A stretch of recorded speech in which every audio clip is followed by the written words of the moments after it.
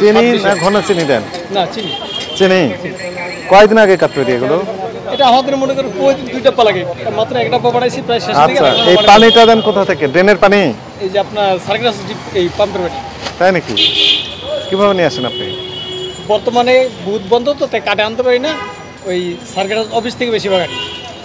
আর অন্য ক্ষেত্রে? এখানেই সবসময় দোকানদারি করতে, এখানেই সবসময়।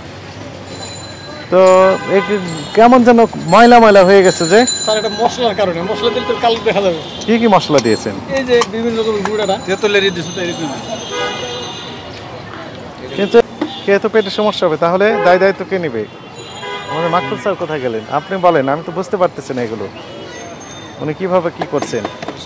এই যে শুনেন, এইটা কি মরিচ?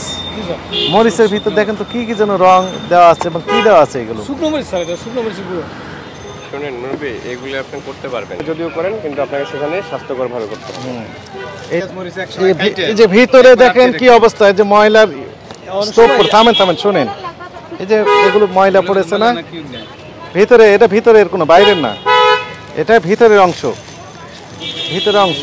এই যে এখানে দেখেন তো কি অবস্থা, বলেন এটা কি তেলের দাগ? এটা তেলের দাগ না, এই ময়লাটা তেলের নয়। ড্রেনের পানি দিয়ে তৈরি করেন, আপনার কমপ্লেন থাকে।